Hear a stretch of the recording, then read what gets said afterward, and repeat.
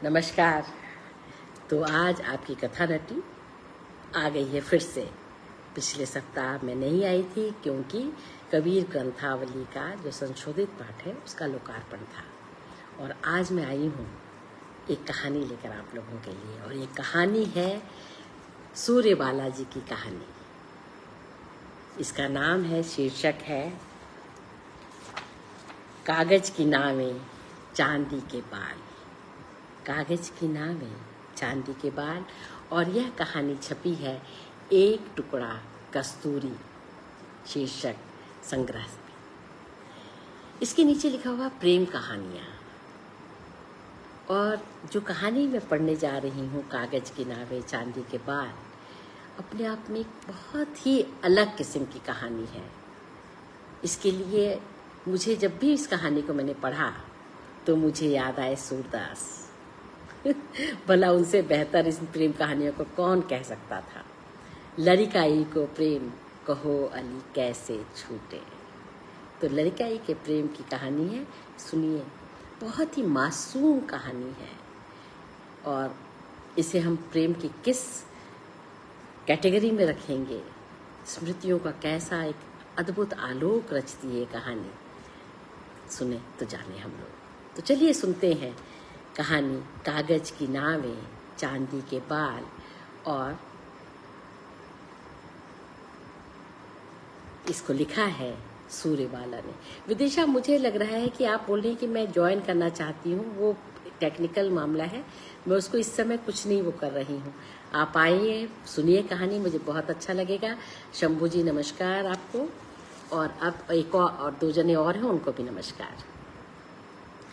मैं बहुत छोटी हूँ, वैसा ही वह भी, सिर्फ 2 दर्जे ऊपर वाली क्लास में। अपनी कोठी के घुमावदार सीढ़ियों पर बैठी मैं रंग बिरंगे चित्रों वाली किताब से सुनहले बालों वाली राजकुमारी की कहानी जोर जोर से पढ़ रही हूँ। वह ठोड़ी पर हाथ धरे सुन रहा है। वह जो 2 क्लास ऊपर पढ़ता है ना मुझसे, वो सुन रहा है। एक थी राजकुमारी, वो बहुत सुंदर थी।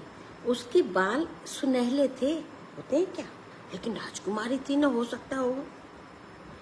जब वो हंसती थी तो केतकी के फूल झड़ते थे, और जब रोती थी तो ढुर ढुर मोती।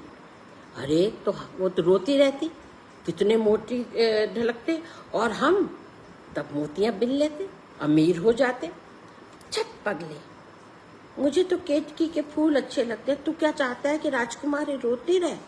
सुन कहानी, चुप रह तू। फिर से पढ़ती हूँ। नहीं, यहाँ से। जब वो हंसती थी तो केतकी के फूल झड़ते थे, और जब रोती थी तो ढुर ढुर मोती। चुप रहना अब। एक दिन राजकुमारी नदी में नहा रही थी। उसका एक सुनहला बाल टूट गया। राजकुमारी ने उस बाल को पत्तों के एक दोने में रखा और नदी की धारा में बहा दिया। धारा में बहते बहते दोना बहुत दूर निकल गया, जहाँ एक राजकुमार शिकार खेलने आया था। थके मांदे राजकुमार को प्यास लगी तो वह नदी के किनारे आया। राजकुमार अंजलि में भरकर पानी पीने ही जा रहा था कि उसे बहते हुए दोने में सुनहला बाल दिखा राजकुमारी का। राजकुमार ने बाल निकाल लिया और अपने महल लौटकर हट कर बैठा राजा से कि पिताजी, मुझे तो सुनहले बालों वाली राजकुमारी चाहिए। तूने किसी राजा का राजमहल देखा है? अचानक वह थोड़ी से हाथ हटाकर पूछता है। नहीं तो, लेकिन एक बार ना पिताजी मुझे एक जागीरदार साहब की हवेली में ले गए थे। खूब बड़ी थी उनकी हवेली। तुम्हारी कोठरी से भी खूब बड़ी? हाँ, बहुत बड़ी। और राजा लोगों के महल उससे भी कहीं ज्यादा बड़े है ना? और नहीं तो क्या, तुम्हारी पचकुठरिया जितने होंगे का। वह ठिलठिलाकर हंस पड़ा, मैं खुद भी। उसकी पचकुठरिया और राजमहल की आमने सामने की कल्पना इतनी हास्यास्पद थी कि हम दोनों को हंसा हंसा कर लोटपोट किए दे रही थी। और बाकी आसपास कामकाज में लगे हुए छोटे बड़े लोग हमें अजीब बेवकूफ़ी भरी और नागवार नजरों से घूरे जा रहे थे। पचकुठरिया हमारी कोठी के सामने बंजर मैदान में बनी एक अधफूटी सी इमारत थी, जिसमें एक सीधी कतार में सिर्फ 5 कोठरियां, 5 दालान किसी ने किराए पर उठा देने की गरज से बनवा दिए थे। इन्हीं में से एक कोठरी में वह अपने माँ बाप और छोटे भाई बहनों के साथ रहता था। हम दोनों एक ही स्कूल में पढ़ते थे, वह 2 दर्जा ऊपर और मैं 2 दर्जा नीचे। मैं टांगे से स्कूल जाती थी और वह पैदल, लेकिन तब भी हम घर से एक ही टाइम पर निकलते और एक ही टाइम पर लौटते, क्योंकि वह पैदल पैदल गली, मैदान और छोटी पगडंडियों के सहारे फलांगता फलांगता जल्दी पहुंच जाता, जबकि मेरा तांगा चौड़ी तारकोली सड़क से हटो बचो पुकारता खदराता हुआ जाता। वो चप्पलें पहनता और मैं बक्सुए वाली सैंडलें। अक्सर जब मैं स्कूल से लौटकर तांगे से उतरती होती तो वह भी मैदान के बीचों बीच से रास्ता काटकर हाथ के बस्ते को चरखी की तरह घुमाता, उछलता कूदता लौट रहा होता। फिर हम दोनों खूब बातें करते कि आज हमें यह पढ़ाया गया और हमें इस कविता की यह ट्यून बताई गई, तो हमें यह। हम अपनी सीखी कविताएं भी गाकर एक दूसरे को बताते और उस दिन के सीखे पहाड़े दोहराते। फिर वह अपनी पचकुठरिया में चला जाता और मैं अपनी कोठी में। मुझे कोठी से बाहर जाने की इजाजत नहीं थी और उसे कोठी के अंदर आने की। यह कभी किसी ने कहा नहीं, बस एक समझी स्वीकारी हुई बात थी। उसके आने की कोई मनाही नहीं थी। वह आता, हम दोनों बाहर साइबान या अगल बगल अपने अहाते में उछल कूद लेते और साथ साथ ढेर सारी रंग बिरंगी कहानियां पढ़ लेते। वो कौतुक से पूछता, राजा लोगों के महल कितने बड़े होते होंगे आखिर, या फिर राजकुमारियां कितनी सुंदर होती होंगी। मैं ईर्ष्या से हुमक कर कहती, सोने चांदी के बाल होंगे तो सुंदर ही दिखेंगी, है कि नहीं। एकाएक वह खिलखिला कर हंस पड़ा। मैंने पूछा, अरे तू क्यों हंसा, बता भी दिया था, क्यों हंसी आई तुझको। तो बोला, मैं सोच रहा हूं अगर तेरे बाल सुनहले हो जाएं तो कैसे दिखेगी। यकायक अपने लिए इतनी जबरदस्त कल्पना मैं नहीं कर पाई। अचकचा कर बोली, अरे बुद्धू, मेरे सोने के कहां से बाल हो जाएंगे, मैं कोई राजकुमारी हूं। अच्छा तो चांदी के ही सही, रुपहले रुपहले बाल। एकाएक मुझे याद आया कि रुपहले बाल तो बूढ़ी बुआ जी के हैं। अरे तब मैं बूढ़ी हो जाऊंगी, बिल्कुल बूढ़ी सी, अच्छी क्या खाक दिखूंगी। वाह, क्यों नहीं दिखेगी, खूब अच्छी दिखेगी, खूब अच्छी, जैसी अभी दिखती है उससे भी ज्यादा अच्छी। अरे चांदी के जैसे बालों में तो खूब जमेगी। वह मेरी बूढ़ी की कल्पना के करीब फटके बिना वैसा ही मगन हंसता हुआ कहे जा रहा था। बेहद हंसोड़ था वह, नकलें भी बड़ी बढ़िया उतारता। स्कूल के टीचरों के टपटने, चपरासी के हड़काने और प्रार्थना वाले पंडित जी के ननकनाने की हम जब भी इकट्ठे होते, वह एक के बाद एक नकलें उतारता जाता और मैं खिलखिलाती जाती। फिर ऐसी आदत पड़ गई कि वह आसपास ना भी होता तो भी मैं उसकी किसी नकल वाली मुद्रा को सोचकर खिलखिला ही पड़ती। यहाँ पर मैं आप लोगों से एक रिक्वेस्ट है कि मेरे पेज को लाइक करें, सब्सक्राइब करें और मेरे चैनल कथा नटी सुमन को भी सब्सक्राइब करें। तो अब हम आगे बढ़ते हैं, आगे क्या हुआ। तब आसपास वाले हमें फिर हैरत से देखने लगते। यह एक बहुत पुराना सिलसिला अभी तक अधेड़ हो जाने तक चला आता है। जाने अनजाने प्रसंगों के बीच अचानक उसकी कोई बात याद आ पड़ती है और मैं बरबस मुस्कुरा उठती हूँ। ध्यान तब आता है जब मेरे पति या बच्चे मुझे टोक कर होश में आने के लिए कहते हैं और क्षण भर के लिए मैं एक अनाम अपराध बोध से ग्रस्त हो जाती हूँ। लेकिन चूंकि ऐसा बहुत कम ही होता है, जबकि मैं पति और बच्चों से घिरी रहती हूँ, इसलिए मौका पाते ही वह खिड़की के अंदर फलांग लेता है और हमारी बेबात की हंसी ठिठोली शुरू हो जाती है। कभी कभी गंभीर वार्तालाप भी, जैसे एक दूसरे का टिफिन खाते हुए। मैं कहती हूँ, तुम्हारे डिब्बे की रोटियां खूब नरम होती हैं, क्यों? हाँ, मेरी माँ उनमें घर का ताजा मक्खन चिपड़ती है, बहुत थोड़ी सी शक्कर डालकर। तुम भी अपनी माँ से मक्खन चिपड़ने को कह दो ना, तो तुम्हारी भी हो जाएंगी नरम। मैं कहती हूँ, मेरी माँ नहीं है। और उसका चेहरा हैरत से उतरता चला जाता है। तो तुम्हें टिफिन कौन देता है? मिस रानी। और तुम्हारी चोटियां कौन गूंथती है? बड़ी बुआ जी। और बीमार पड़ने पर दवा कौन देता है? कभी पिताजी दे देते, कभी मिस रानी, कभी चमेली। और गलती करने पर तुम्हें चांटे कौन लगाता है? कोई नहीं, कोई नहीं। यह उसके लिए बेहद अजूबी बात थी। वह थोड़ी देर गुमसुम सुनता रहा, जैसे कहीं फटाफट नोट करता जा रहा हो। फिर जैसे एकदम पूछ गया, तुम्हें रात में कभी डर नहीं लगता? प्रश्न इतना छोटा नहीं था, इससे लंबा था और इससे बहुत गहरा भी, कि तब तुम क्या करती हो जब डर लगता है? जब डर लगता है ना, बड़ी बुआ जी को बुलाने लगती हूँ, पर उन्हें तो कम सुनाई पड़ता है ना, तो चमेली को बुला लेती हूँ। वो पर थकी होती है, बहुत ऐसे नींद वाली आवाज में कहती है, अरे कहाँ कुछ भी तो नहीं बिटिया, सो जाओ बिटिया। या फिर हनुमान चालीसा पढ़ने को कहकर करवट बदल करके सो जाती है। फिर मैं उससे पूछती हूँ, और तुम्हारी माँ है, कैसी है? वह उसी तरह खिलखिलाकर हंस पड़ा।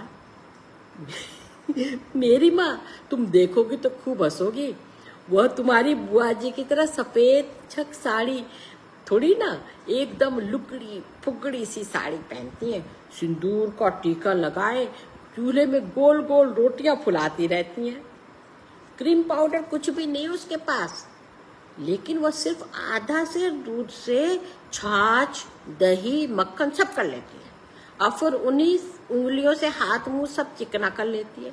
और पैरों में, उसके पैर सादे नहीं रहते, पैरों में ढेर सारा महावर भी लगा लेती है। तो मुझे अपनी माँ को दिखाओगे? हाँ हाँ चलना, लेकिन कैसे? ऐसे कि एक दिन मैं दोपहरी को चुपके से खिड़की फलांग गई थी और बेतहाशा उसका हाथ पकड़े हांफते हांफते पचकुठरिया पहुंच गई थी। उसकी माँ और बहनें मुझे देखकर चकित चमत्कृत थी, जैसे कि वह कोई वर्जित लेकिन साहसिक काम करके गुजरा। वह कुछ बेहद दुर्लभ सी चीज उठा लाया हो।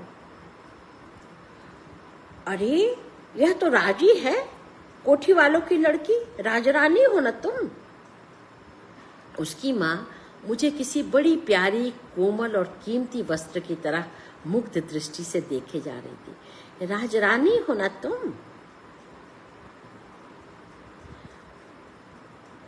तुम्हारी मक्खन और शक्कर चुपड़ी रोटी रोज यही खाती है। इसे अपनी मिसरानी के घी बोथे पराठे, सब्जी और अचार बिल्कुल नहीं भाते। मोहन थाल और मर्तियां भी नहीं। वह प्रशंसा के भाव से बिल्कुल नहीं, सिर्फ हकीकत के तौर पर बयान करता जा रहा था। उसका छोटा भाई मेरी रेशमी फ्रॉक पर आराम से हाथ फेरता जा रहा था और उसकी बहनें मेरी बक्सुए वाली सैंडलें आंख बचा बचा कर देखे जा रही थी। मैं उन सब की उस दिन की उपलब्धि थी। अचानक वह कह बैठा, इसकी माँ नहीं है। दुख सहानुभूति नहीं थी, महज हकीकत बयानी। इसकी माँ नहीं है। और तड़ाक, जैसे हर किसी के चमत्कृत से दिखते चेहरों पर सनसना कर कुछ बैठ गया हो। सबके चेहरे अवाक, तब वह जैसे सबको जगाता सा बोला, लेकिन इसके घर में मिसरानी, चमेली, दरबान, पिताजी, बड़ी बुआजी सब हैं। भोंपू वाला ग्रामोफोन और बकर्रे की खाले भी हैं। इसके दरबान के पास कोट भी है और इसके पिताजी के पास बिलायती हैट भी है। जैसे किसी दूसरे लोग की अजीबो गरीब बातें वह सुना रहा। खुद मैंने भी क्या कम अजूबी बातें देखी उसके यहाँ। मेरी फ्रॉक और बक्सुएदार सैंडलों का सम्मोहन तो बड़ी थोड़ी देर रहा। उसके बाद तो उसकी बहन मेरे दोनों हाथ पकड़ तेज तेज चक्री घूमने लगी और दूसरी बहन घर के सामने इकड़ी दुकड़ी खांचने लगी। छोटा भाई और बहन सड़क से गुजरते रंग बिरंगे गुब्बारों और पिपहरी के लिए माँ के कंधों पर झूल कर ठुमकने लगे। भाई तो इतना जिद्दी आया कि उसकी पीठ पर एक भरपूर धौल भी पड़ा धप से। इससे बाकी के सारे खिलखिलाकर हंसने लगे और भाई पैर फैलाकर चीखने लगा। तब तक बंदर के नाच वाला आ गया और सब बच्चों के साथ भाई भी रोना भूलकर नाच देखने के लिए भागा। लेकिन चूंकि उसका छुटका भाई बड़े बच्चों के बराबर तेज नहीं भाग सकता था, इसलिए बड़ी बहन ने उसे अपनी गोद में लाद लिया और दौड़ पड़ी। नाच देखकर लौटे तो उसकी माँ ने पीतल की एक तश्तरी में तुरत फुरत चूल्हे पर सिकी और जरा सी मक्खन चुपड़ी खूब नरम सी रोटी मुझे खाने को दी। फिर प्यार से पूछा, तुम्हें अच्छी लगती है ना? मैंने खाते खाते हाँ में गर्दन हिलाई। मैंने अभी जरा सा मक्खन निकाल लिया, ये सब तो रोज ही खाते हैं। वह हंसा। इसका मतलब अब हम कल रूखी रोटी और नमक खाएंगे, क्यों? तो क्या? उसका छोटा भाई बड़े भोलेपन से पूछा। जो ये रोज आएगी तो हम का रोज ही रूखी रोटी खाएंगे अम्मा? ये इसको फिर रोज नहीं आएगी है। माँ बोली, रोज इसे आने ही कौन देगा? अब इसे जल्दी से पहुंचाओ, नहीं तो इसे डांट पड़ेगी। उसकी माँ ने ठीक ही कहा था। लौटने पर पिता की कड़कदार आवाज गूंजी और उसी के साथ एक भरपूर चांटा। ये पहला चांटा था मेरे जीवन का। बुआ जी जल्दी से मुझे खींच करके अंदर ले गई और मेरे गालों पर उभरी ललछोही कतारों पर मलहम मलने लगी। मरहम मलते मलते बुआ जी समझाती जाती थी, अपनी खानदानी इज्जत और शाख को समझा कर बेटे, तेरे पिताजी की इससे तौहीनी होती है। तुझे क्या पता वे कोर्ट में कितने मुकदमों की पेशियां और कितना पैसा पानी की तरह बहाने के बाद तुझे तेरी माँ से जीत के लाए हैं। उस दिन मैंने एक खबर की तरह जाना कि मेरी माँ भी है। उतनी छोटी मुझे खानदान, कोठी, दबदबा जैसे शब्द साफ साफ समझ में नहीं आ रहे थे, लेकिन तौहीनी का मतलब समझते वक्त अचानक मेरी आंखों में गरम रोटी पर धरी एक छोटी सी मक्खन की डली पिघलने लगी। बस बड़ी होने पर जाना कि चूंकि मेरे पिता मुझे खानदानी इज्जत के रूप में अपने दबदबे के बल पर कोर्ट से जीत कर लाए थे, इसलिए कहीं न कहीं यह जरूर चाहते थे कि मैं उनकी बेटी की तरह रहूं, अपनी माँ की बेटी की तरह नहीं। मेरी माँ और मेरे पिताजी की यह कहानी मेरी जिंदगी के हर छोटे बड़े मोड़ पर मुझसे उलझती, ठोकरें लगाती रही। सारे मान सम्मान और समाज में बाइज्जत हाथों हाथ ली जाती हुई मैं अलग हो गई माँ और अलग हो गए पिता की बेटी के दयनीय सच के साथ हमेशा जुड़ी गई। ससुराल में भी, बेटी बेटों के सामने भी सिर्फ चर्चा भर ही, मेरी बुराई आलोचना कुछ नहीं, बस अरे इसके माँ बाप, जानते हो ना, इसके पिताजी से कोर्ट में जीत के लाए थे। उस दिन के बाद फिर कभी नहीं गई उसके घर। हफ्ते 10 दिनों बुखार में पड़ी रही। अच्छी होने पर नौकरों को मेरी हर सुख सुविधा के लिए मिले निर्देशों की कड़ी निगरानी में कोठी में ही आंगन, दालान, बारजों बरसातियों में टहलती भटकती रही। अचानक एक दिन देखा एक ठेले पर कुछ खाट खटोली, गद्दे गद्दियों और चूल्हे चौकों के मर्तबानों सहित सारा सामान लदा जा रहा है। वे सब भी उसी ठेले के पीछे पीछे जा रहे हैं, उसी शहर में कहीं और रहने। मैं अब भी उसी शहर में। पिता मुकदमे में जीती हुई अपनी प्यारी बेटी को इस कोठी सहित सारी जमीन जायदाद दे गए हैं। मेरे पति बच्चे सबको संभाल रहे हैं, लेकिन मैं एक असंभव सी प्रतीक्षा कर रही हूँ। अक्सर अंदर एक हलकोर सी उठती है जब लगता है कि सब के सब वही वो लड़का और उसका परिवार, कि वे भी सबके सब इसी शहर में कहीं होंगे। वह सब कुछ उस उम्र के साथ ही क्यों नहीं खत्म हो गया? क्यों एक कचोट सी अभी तक बाकी है, और किस बात की? क्यों वह उम्र की सारी सीढ़ियां फलांगता इन उतरती सीढ़ियों पर भी मुझे आ मिलता है और बैठा खिलखिलाकर हंसता नजर आता है। जब भी उदास होती हूँ वैसा ही खिलखिलाता मैदान पार की पगडंडियों से दौड़ता वह मेरी खिड़की के रास्ते से उचक कर अंदर फलांग जाता है। मेरी साड़ी तब चुन्नतदार फ्रॉकों में बदल जाती है और पाँव में बक्सुए वाली सैंडलें। राजी, आओ चले। कहाँ? अरे जंगली बेरों के भीटों पर, या फिर तुम्हारी कोठी के पिछवाड़े झाड़ झंकारों के बीच लाल घुंघरुओं वाली घुंघचियां तोड़ेंगे। पीपल के पत्तियों को पान बनाना है आज, पता है, दुकान लगानी है आज। और सूखी चिलबिलों उसकी चिरौंजियां भी खाएंगे। अरे इसे कैसे मालूम कि सचमुच मेरा मन कोठी की पुरानी दीवारों की दरारों में उगाए पीपल के पत्तों के बान बनाने को करता है, लाल घुंचियां और सूखे चिलबिले बिनने को भी। लेकिन मेरे पति, बच्चे, उनका नाश्ता कैसे चलो? उस सबसे कोई रोकता थोड़ी है। सब सलटा कर या उन्हीं के बीचों बीच निकल चलेंगे। सचमुच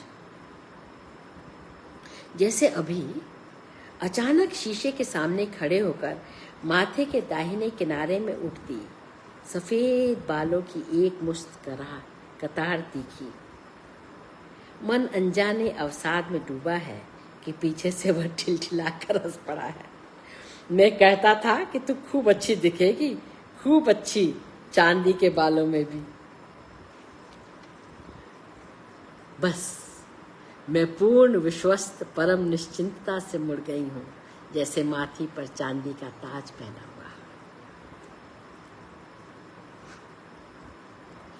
बाहर धाराधार बारिश हो रही है और दूर मैदान के बीचों बीच खड़ा चिलबिल का पेड़ भीग रहा है। मैं अचानक मुड़ी हूँ और चमकीले कागजों वाली पुरानी पत्रिकाओं से चिकने मोटे कागज निकालकर ढेर सारी छोटी रंग बिरंगी नावें बनाने लगी हूँ। मेरा समझदार बड़ा हो गया बेटा हैरत से टोकता है, मम्मी ये क्या? What is this? नावें। मैं खुशी से किलकती हुई कहती हूँ, चलो इन्हें सड़क के किनारे तेजी से बहते पानी में बहाते हैं। अरे थोड़ी सी नावें तू भी ले लेना, दोनों साथ चलेंगे। हतबुद्धि सा वह पहले अचकचाता है, फिर बाकी बची नावें उठा लेता है।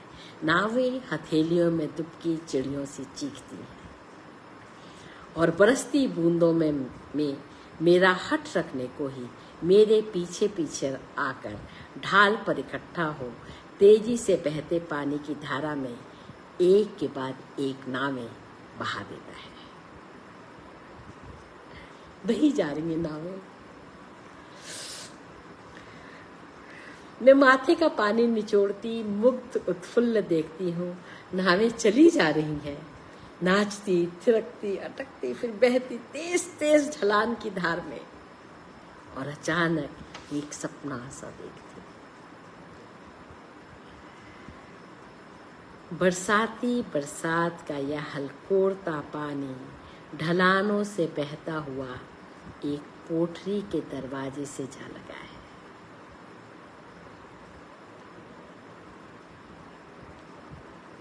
वहां एक छोटा सा लड़का चहक कर एक नाव उठा लेता है और कुतूहल से देखता है। उसमें रखा एक रुपहला चांदी के रेशे सा बाल।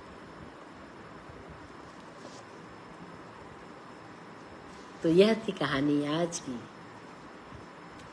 कागज की नावें और चांदी का पके बाल। कैसी लगी कहानी ये बताएं, और यह भी बताएं कि अगली कहानी कौन सी हो।